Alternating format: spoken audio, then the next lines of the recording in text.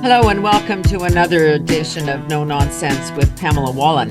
Well, it seems that separatism is in a new guise this time, has raised its head again in the country of Canada.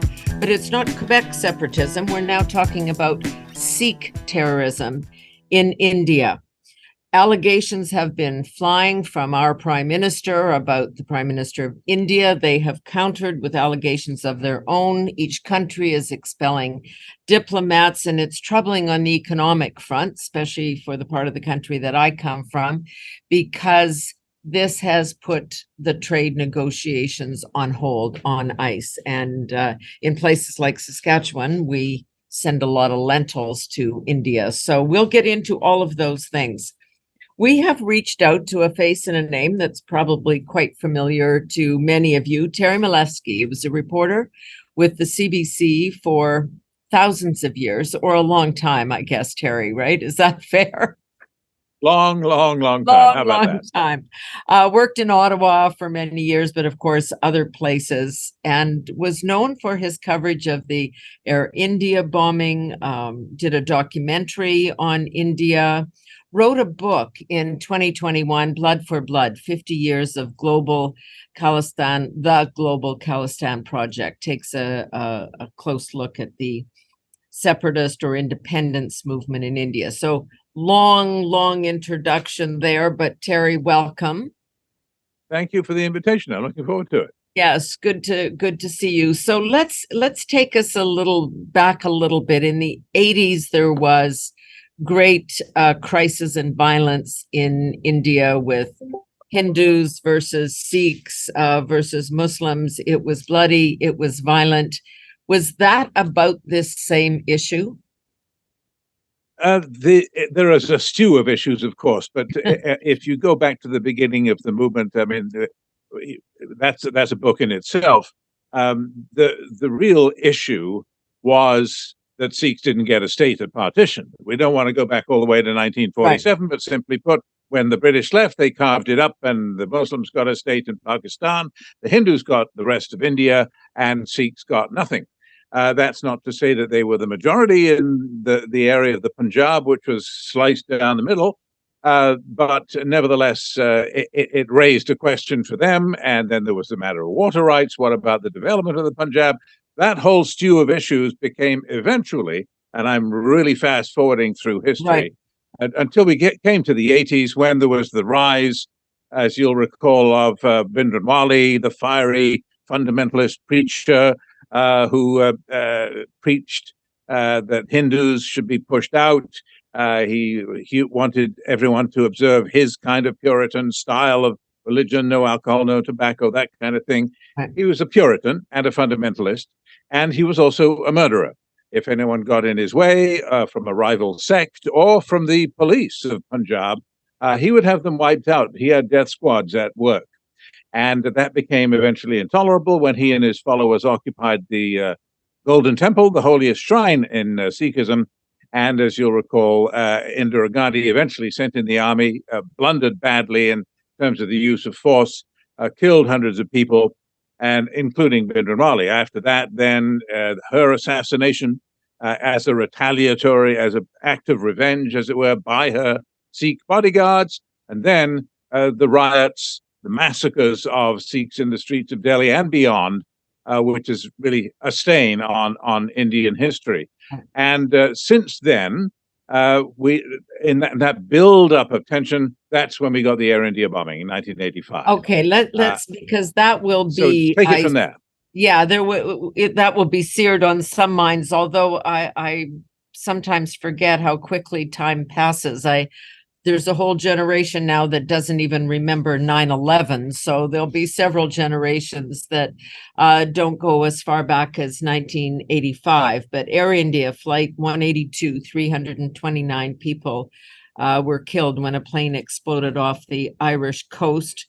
There was a bomb in a suitcase that was not attached to any passenger. This was the largest act of violence in the skies ever in the history until 9/11 came along. Sure. So yes. Fill in that story, because it really still hasn't been settled. No, it has not. People are at war about it even today. The reason for that is the inconclusive investigation and the failure of the Canadian state. Well, basically, there were two massive failures by the Canadian state. The first was the failure to stop the bombing, even though we had the culprits, the suspects, under surveillance for 3 months before the bombing, still didn't figure out what was going on. CSIS, in its infancy, even followed them into the woods for a test bombing 3 weeks before the real thing, still didn't figure it out, still didn't do anything about it, still didn't call the police and say, hey, these people are setting off explosions in the woods. And they were already known to the Canadians because the Indians had told them, hey, we want these guys for extradition. They applied for extradition for the mastermind of the Air India bombing in 1982, 3 years before that explosion. And Pierre Elliott Trudeau's government said, no, we don't want to get into an Indian squabble. We don't want to pick sides. And of course, if he had said yes, we'd all be a lot better off. Anyway, so the first failure, as I say, was the failure to prevent the bombing in the first place. The second, after the bombing, was the failure to mete out justice, the failure to give the victims' families a due measure of justice. It all slipped between our fingers. The investigation was horribly bungled. Everyone's probably heard about how CSIS erased the wiretaps. They had wiretaps of these people ordering the tickets, and they erased them. We have the wiretap translator's notes, so we know what was on those tapes. But it was no use as evidence because you don't have the tapes, because they erased it. There's more, but that accounts for the failure of the trial. So only one man, the guy who actually built the bombs, was ever convicted. He did the better part of 29 years in jail. He was convicted 3 times for the one bomb, then a second bomb, and then for perjury, for covering it up, for refusing to rat on his co-conspirators at the trial. But the 2 suspects at the main Air India trial in Vancouver, they both got off after a long series of evidence that was ruled inadmissible, but which, when you hear it, you think, how could that be inadmissible? So it's an incomprehensible and complete failure of the justice system at a time when Canada really was becoming the place where terrorism cases went to die, because that wasn't the only one that went south. There was another one in Hamilton. There was another one in Montreal, where the culprits eventually got off. We specialized in ruling evidence inadmissible and letting these people off. That engendered a lot of the bitterness on the Indian side, that we didn't care about them, and that is reflected, of course, in what's happening today. Well, we are, I don't know how else to describe it, but a deep diplomatic crisis at this point, when the Prime Minister of the country took to the microphone on September 18th and accused the Indian government of essentially being involved in the murder of a Sikh here in Canada. It has set off a firestorm. I guess my very first question on that, and you would probably have the same gut response as a longtime reporter, why would that come out of the Prime Minister's mouth in the first place? Why would you not send a minister or a security official out, particularly now that we're seeing the consequences? Yeah, I think we all asked ourselves that question, didn't we? And so did the Indians. And they've said quite frequently, as you've heard in the last couple of weeks, they've been saying, well, if you wanted to bring this up, this isn't the way to do it. Have the Prime Minister rise in the House of Commons and do it on TV. I mean, this isn't very subtle. It's not very diplomatic. Well, the counter to that, and there is another side to that story, is that if the Canadian leaks are true, of course they're self-serving, but if they are true, and they may be, then that is exactly, that quiet diplomatic approach is exactly what Canada tried and failed. What they say is that many weeks ago, as the Prime Minister puts it, at the official level, that the Canadians approached their Indian counterparts. They did indeed say, look, we've got information here that looks like one of your guys was involved in this. What do you say? Can you help us work this out? Not accusing the state of having formally employed this guy. They're not accusing them of being party to it, but saying, hey, we got a problem. We'd like to bring this guy to justice, or these guys, whoever it is, we don't know. And that this was, not rejected. In other words, they didn't deny it. This is the Canadian leaks. What they're saying is that it wasn't denied, but that they didn't get anywhere. that it was, you'd come back the next week and then, what happened with that? Oh, well, it's not going anywhere. Well, then it obviously came to a point where the Canadians said, well, what are we supposed to do here? Can we just sit by and do nothing? They know information bearing upon this crime in Canada. We need their cooperation. They're perhaps the person that they suspect maybe in India is not in our jurisdiction. So we need India to cooperate, but they won't cooperate. They say, oh, we don't know where he is or whatever. That's the scenario that runs through the Canadian leaks. And if that's true, then you can understand why presumably it reached a boiling point where they said, okay, enough. We're not just going to have them give us a stonewall. We're going to have to hit them right in the nose. There's all this political backstory when the prime minister and his wife went to India and had all of the different outfits on, which offended Indians at a whole lot of levels, wrong clothes, wrong event, etc. Going to this meeting, there seemed to be some finger pointing. I mean, this relationship has always been a bit troubled. Then the plane stalls on the runway because we don't have parts, not surprising. We don't fund our military all that well. It looked, I guess, the timing was something that made it look a little more provocative than maybe it was, given your perspective on that. Well, I think that the way it unfolded when Trudeau, after Trudeau rose in the House of Commons, the way it unfolded was extremely unfortunate for both countries. Yeah. We had effectively, at first they backed us into a corner. Right. If the Canadian side of the story is true, by not cooperating. Second, we responded by backing them into a corner. Right. But we also backed ourselves into a corner. It's as though the Prime Minister simultaneously painted himself into a corner and put a noose around his own neck, which is an athletic feat not often achieved.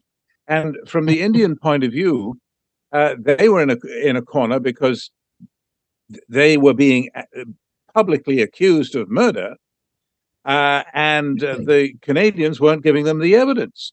That was their story. Where's the specific evidence? We don't see it. That was their leaks.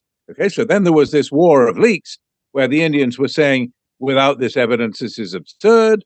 Right. And I would say, though, that in recent days, there's been a subtle change. I have twice seen the Indian Foreign Minister, very capable man, Jaishankar. He chooses his words with great care. And he's been talking about how if we've told the Canadians, he says, that this, if it occurred, would be inconsistent with Indian policy. Okay, well, think about that for a sec. Like nothing happens that isn't in accord with Indian policy. Yes. Like, I mean, things happen in Canada, believe it or not, that aren't government policy, and things may happen in it, especially if you're plotting murder. Do you think? Yeah. So he seems to have opened a door, and to my ear, it sounds as though he might have opened a door a bit to where the Indians might eventually say, for example, that, well, it was a rogue operation. We didn't know about it.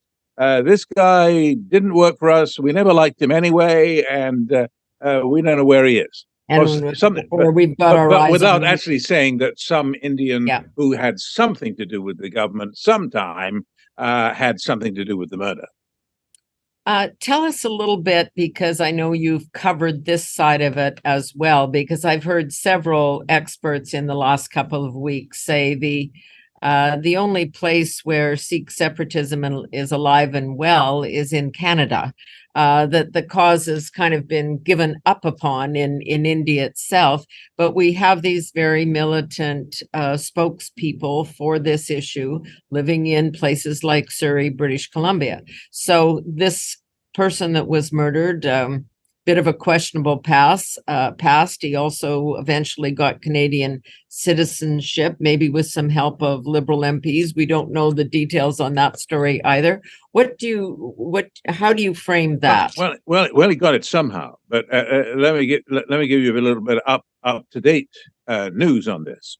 Hardeep Singh Nijjar was not a humble plumber. I think everyone's figured that out by now. Yes. Most people have probably seen the videotape of one of his little sermons at the Gurdwara where he was the president, in which he praises suicide bombers and assassins to the skies. What a wonderful thing we did. This is from the podium as the president of a presumably holy temple, in which he says, we assassinated Indira Gandhi and we assassinated General Vaidya. He was the chief of the army at the time of the Golden Temple, and we assassinated the chief minister of Punjab, Bayant Singh, in 1995, and so on. That was a hideous suicide bomber which killed not just the chief minister, but 16 innocent bystanders. And he's praising this operation to the skies. Well, people are starting to see that video and wonder, am I going to shed any tears for the late Mr. Nijjar? And well, the new video goes beyond that.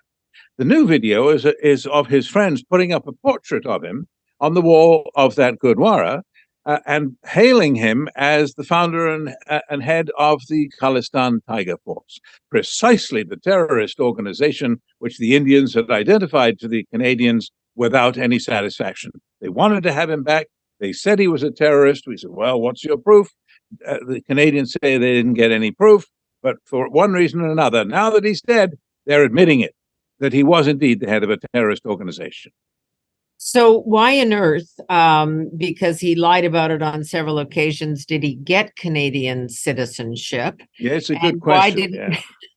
And why didn't we do something about it when we saw these things? Certainly that can be reneged. Well, I don't know the answer to that. How did he get it? I mean, you remember that there was confusion about the dates when the minister said he would go to his citizenship. Eventually, I think they settled on 2015 as the date. Well, why didn't they get that right the first time? It was a little bit foggy. And we know that his first application was fraudulent. He married somebody and the immigration officer said, well, that's not genuine. That's a phony marriage, a marriage of convenience, if you will. But the broader issue, I think, is that from the Indian point of view, this has been 40 years of frustration where they've been banging the table, pleading with the Canadians to take this all more seriously, saying that, look, you just take the attitude that, oh, well, they're not hurting Canadians, so we don't care. But they're hurting us. They're sending money for terrorist actions in India. They're killing people in Punjab. They're fomenting crime, drug smuggling, human trafficking. And there has been much truth in much of this. And it's true, as the Indians say, that Canada has taken very little action on it. And that it's in other words, the Air India trial wasn't the end of Canada's complacence. Today in Canada, as you well know, it is normalized to put up posters of the Air India bomber and treat him as a great martyr. A martyr and a model for Sikh youth. And of course, we have these other ceremonies like the Martyrs Parade in Brampton, Ontario, with a life-size diorama illustrating and celebrating the assassination of Indira Gandhi, the Prime Minister, in 1984. I mean, this has shocked Indians. Like, how can this be right? They say, why don't you lock them up?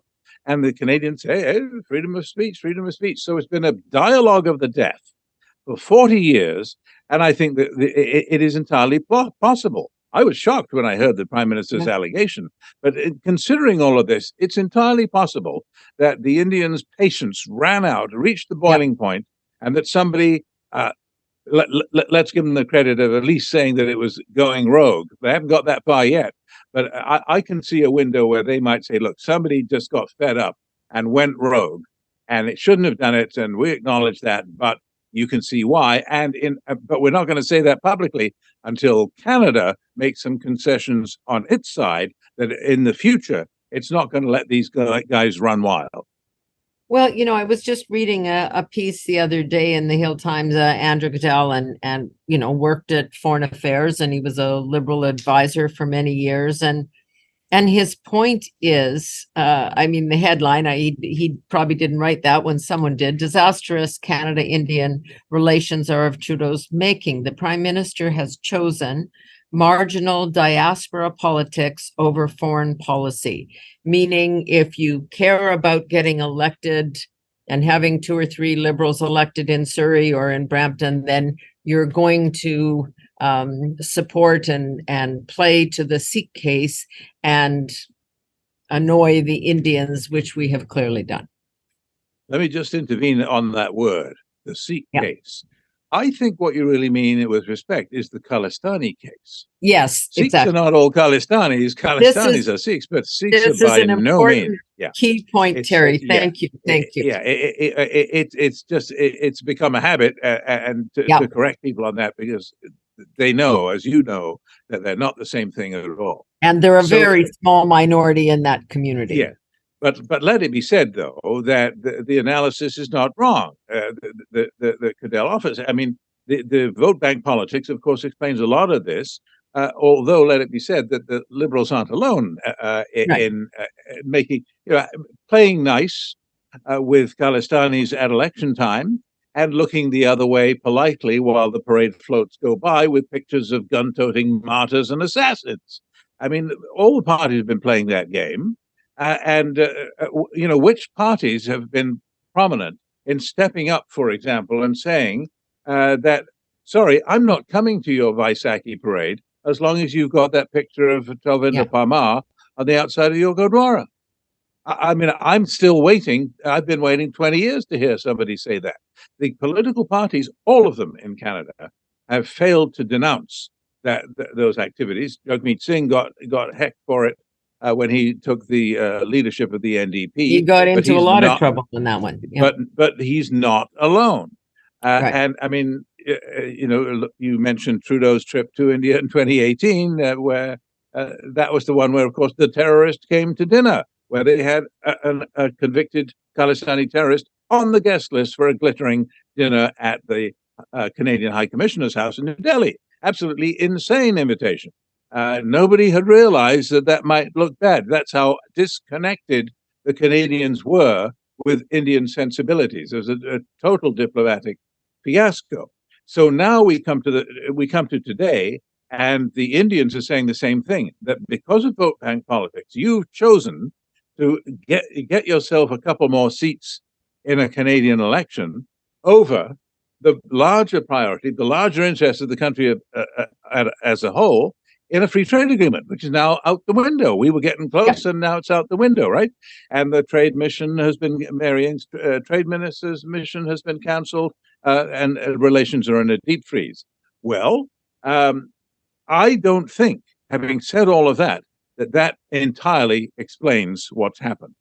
Because there is, let us remember, another principle involved here, and we have to be fair to the Prime Minister and his advisors that one thing that is important, that needs also to be written about, is that he is defending the principle that you can't have countries send gunmen into the next country and assassinate their critics. No, of course not. You can't come into my country and murder my people and expect me to say nothing. And if the opposition doesn't like it, it's easy to turn the question around, right? Well, what would you say on the opposition benches if the Prime Minister knew about this and didn't say anything because he preferred Canada's commercial interests over its sovereignty? Now, that would be a problem. I mean, if I were on the opposition benches, I might get up and make a fuss about that. So here is this dilemma, which is we have a person of questionable background and certainly not very questionable commitment to Canada, who uses this as his staging ground for separatist activity. And on the other hand, you have a key relationship, and this ties in, we'll get your comments on that too, with how the rest of the world is seeing this. We need to have a relationship with India, an economic relationship, and so it has to be balanced with the politics. But as I said at the beginning, the part of the world that I'm from, this is a key relationship. And having been in India and had people say to me in legislatures over there, you feed our country, that you realize how powerful that is and how economically important it is for us and them. Yeah, and we belong together. I mean, we ought to be on the same team. I mean, what is it? I mean, just look at the students. It's something like 300,000 students, is it, in Canada right now? Something like 100,000, another 100,000 came this year so far, and it's still only October. I mean, it's a big business for Canada, by the way. I mean, something like $500 million a year, I believe. Just that one important aspect of our relationship. And now we're at the stage where the Indians are saying they're going to kick out another 40 or 41 Canadian diplomats, and that's going to mean less processing of students, less business in that area. That's just one aspect of the relationship which is going south right now. So how do we bring this ship into harbor? How do we get past this? As I said earlier, I think that there is a window of opportunity which apparently the government is trying to explore. You can fault them for belatedly exploring it, but at least they say they're exploring it, and of course it takes two to tango. But and that window would be some assistance with the investigation of Nijjar's killing, to include the opportunity perhaps to know more from the Indian side about the movements of whatever suspect Canada has in mind, and in return, Canada will undertake, we're not going to embarrass you anymore. And if you get up and say, look, we didn't know about this, he wasn't us, but we're happy to assist our Canadian friends in solving the case and throw some poor guy under the bus, whatever, we're not going to say, yeah, right, you didn't know what he was doing. Pull the other one. We're not going to say anything. We won't embarrass you. You don't embarrass us. And, let's get together and sing Kumbaya. Well, I don't think that's very likely soon. No. But there is a need, as you pointed out, there is a need on both sides to get past this. So let's root for our politicians on both sides to figure out how to do that, to get past because it's not just domestic politics here and the need for parties to woo that community, but of course for Prime Minister Modi in India, this is helpful for him as well. Well, I mean, people forget that, I mean, a lot of Indians, and by the way, not a few Canadians, are saying, who cares if they wipe out a terrorist? I mean, they're not concerned about the niceties of international sovereignty law and crossing borders and all of that good stuff. They're just saying, well, why weep for Mr. Nijjar?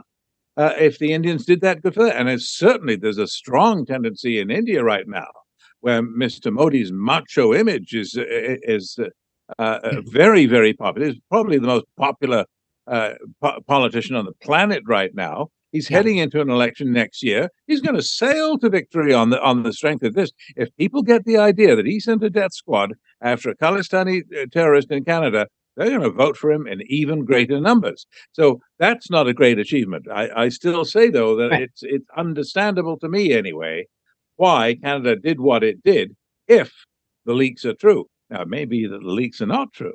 Yeah. And they went nuclear without the preliminary rebuff from the Indians. I find that a little hard to believe. Yeah, this is what's so frustrating. I mean, as you noted earlier, we went through a whole commission of inquiry in 2006 into Air India. We never, either deliberately or because of incompetence or any number of things we could list, ever got to the bottom of this. And it's hard to see with electoral politics, with so many other issues clouding the stage here, that somehow we're, as you say, going to find this kumbaya moment and everybody's going to hug and say, we're going to fix this. Yeah, it's very difficult. And of course, the government says that it's in a hole. To me, at any rate, it's absurd that the government isn't giving us some substantial evidence. That without the release of some evidence, Trudeau can't win this, because he doesn't have the reservoir anymore of personal credibility. He's not riding high in the polls, to put it mildly, and people aren't going to forgive him if he doesn't produce the goods. No, he's going to have to produce the goods, and it's okay. So the government can say, well, it's all classified and we don't want to interfere with the investigation, jeopardize any future prosecution. I'm sorry, that ship has sailed. We've already announced the result of the investigation. We've already prejudiced the investigation. Nobody cares about that anymore. We've already said that we're bugging diplomats. What, we're afraid of revealing sources and methods? Is there anyone who doesn't know, didn't read that we're bugging diplomats? By we, I mean Five Eyes. Yeah. And so it seems to me, as I say, that ship has sailed, and it's over the horizon to the point that now everyone's fed up. Enough.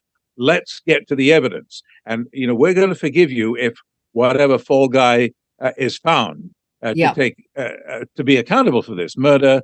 If he gets up at his trial 3 years from now and says, hey, I'm sorry, I can't get a fair trial because Mr. Trudeau leaned on the scales of justice by saying that these allegations were credible. Yeah. I don't care if that happens. That's not the point. The point is to establish that India may be a rising power. India may be in a mood to flex its muscles. Mission coming, but that still doesn't mean that you're entitled to come into my country and commit murder. No, exactly. And you're absolutely right to keep making that point because it is so fundamental. But as all things, it's political, and right now, as you describe it, it's strategic advantage India in this case. Our allies are interesting because they were very tepid. I don't blame them at all when a prime minister, makes such an incredible statement, an allegation. You could kind of see them all running for the exit. They've said, we had the Americans stand up and say, yes, we really wish that India would cooperate. That would be a good thing. And everybody else just kind of shaking their head going, what were you thinking? Yes, I think your use of the word interesting is a good diplomatic word, Senator. The significant thing there, though, is, of course, that the United States publicly stated that it was the source of some, perhaps not the key, but some of the contextual signals intelligence upon which Canada relied. Note also that in response to the initial reporting, principally by the Washington Post, that the Allies were running for cover, that they weren't rallying to Trudeau's side, the White House called and said, hey, that's wrong. Washington Post withdrew that story, did they not? And they did, yes. The next day we saw Jake Sullivan, the national security advisor at the White House, saying, no, we did provide intelligence. We are working with the Canadians, and we want to see an outcome. We want to see results in this investigation. So it wasn't entirely all of the Allies running for cover. I thought the British statement was kind of wishy-washy. Nobody else has really distinguished themselves, and I think the Australians told us to chill out, didn't they? So not all of them rallied. They weren't exactly lined up for the photo op behind Trudeau, looking over his shoulder, trying to get in the picture, were they? They were elsewhere at the time. So allowing for all of that, the important thing is, though, that the signal was sent by the White House by way of Ottawa to New Delhi that, by the way, we're not abandoning the Canadians on this, and we've got the goods. We've got something. We've got tape recorders. And bear in mind, too, that Prime Minister Modi knows what it is. Think about it. They have a frosty meeting in New Delhi at the G20, Trudeau and Prime Minister Modi. And Trudeau says he brought it up to Modi, I quote, in no uncertain terms. Now, can you imagine that Modi, of all people, he's a pretty tough character. Yep. Can you imagine that he, of all people, would sit there like a potted plant and ask no questions? And not wouldn't ask, well, what are you talking about? What is your evidence? Of course he asked. Can you imagine, furthermore, that he would have rejected these allegations and described them as absurd if he did not know what those allegations were? Well, that would have been putting his head in a noose if he didn't know what they were, and he's denying them. And the third thing is that he hasn't done that. He hasn't stepped up. He hasn't emerged from his office, his cocoon, and said, he doesn't talk to the press very much anyway, at the best of times. But he has not come out and said, look, I know why Trudeau's not telling you the evidence, because it's no good. It's a bunch of nonsense. And here it is, and here's why it's nonsense. This guy wasn't there. Here's his hotel bill. He was in some other country, whatever. But he hasn't done that. I find that curious, or I'll use your word. I find that interesting. It's very interesting. Okay, just a couple of quick points. We've taken a lot of your time, but everybody, most particularly the Americans, of course, are interested in having some international balance here. Everybody wants to do business with India as a counterweight to China. So as much as they may be picking up the phone to Delhi or to, making those statements publicly, they must be having the same conversation with the prime minister, which is, do not put this in jeopardy. We all need to play ball here. So figure something out. Yes, I think there's going to be a great deal on pressure on the government from all of our allies to bear in mind that we need India in the tent. We need a bulwark against China. We have a looming confrontation with China, which is getting worse by the day. And here we have 1.4 billion people in India, now the most populous, I should say, country on the planet. And they're a democracy, at least last time I checked. Although Mr. Modi is certainly nibbling at the edges of that democracy, to put it mildly. But we need to keep him on our team. And this matter may not be resolved to Canada's complete satisfaction. Right. And we may have to swallow that, because look at the relative political clout. Yeah, absolutely. We simply don't have. We're just going to have to accept that Canada does not have anything like the clout of India, and that's going to affect the outcome. I think the government, any government, even if it's the next government, because I don't think this is going to unfold quickly, even if Mr. Poilievre finds himself in government, that he too is going to have to accept, whoever it is going to have to accept that, okay, well, maybe justice wasn't really done here. We've got out of this the most that can be expected in the circumstances, but let's face it, all of our allies are saying, don't drive them out of the tent. Keep India in the tent. Mr. Nijjar's life isn't worth that much. And remember, you applauded when they wiped out bin Laden and Zarqawi and Soleimani and all the rest of them. Remember that this does happen, and maybe this isn't the time to cry about it. Well, and this gets to, and I'll just let you have a final word on this. When we Canada, all of the criticisms that come even from inside our own country is that we don't carry our weight on the military/security front. And these two incidents of the invitation to the Nazi sympathizer into the Parliament of Canada with Zelensky standing there, the row with India at this point with huge consequences. It's like, who's doing their homework on these issues? Why are our political leaders not a little better briefed on who's in our country doing what? We had a commission into war criminals in this country as well. And again, we said, oh, not enough evidence. Let's let them be. Not dissimilar to the Air India situation. Yes, I think that the overall picture which you're drawing is right, and it's important, because let me make a quick comparison. Same G20 summit, and the British Prime Minister Rishi Sunak shows up, and he makes some remarks about how there will be no space. We will not allow any space for this kind of Khalistani extremism in Britain.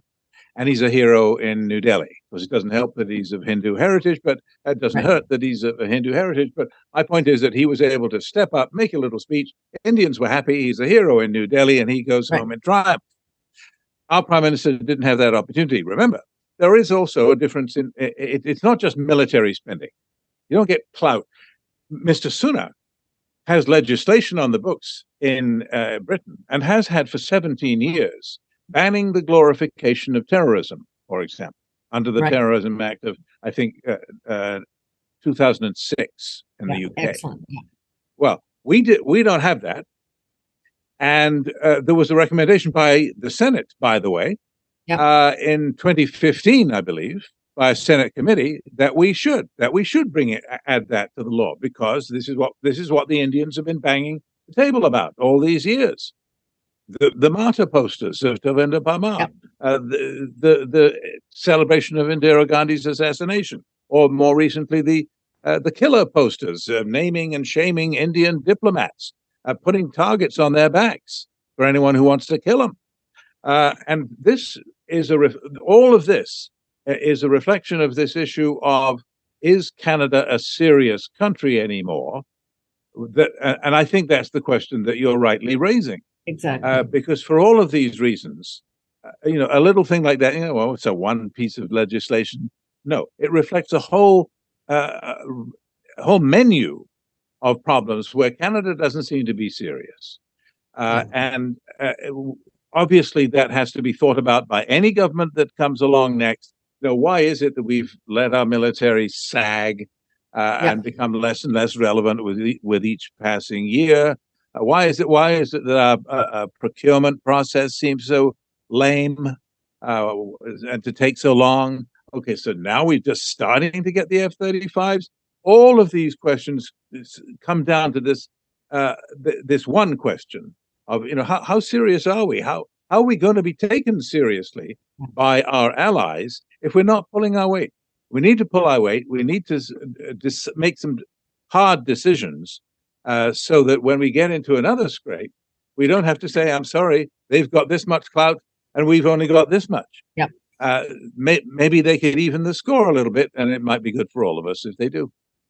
No, I think that's a very, very constructive end to this, which is the very least we could do is embrace such legislation to say, don't put your fanaticism on the wall and expect us to walk by blindly. Yes. Yeah, it's really, Terry, great to talk to you. Thank you very much. This is good. Thanks very much. I appreciate it. It's great. Terry Milewski, a veteran reporter for CBC, ran around the world, was in Washington for quite a while, Ottawa for quite a while, wrote a book, I think it was 2021, Blood for 2020, yeah. 50 years of the global Khalistan project, and really a lot of insight into this issue, not only there, but what it means for us and our domestic policies, both on security and trade. So very, very good insight. Glad to talk to you, and I'm sure we'll see you again. Thanks. Bye for now. Bye-bye, Terry. And that is it for this edition of No Nonsense with Pamela Wallen. We'll see you soon, too.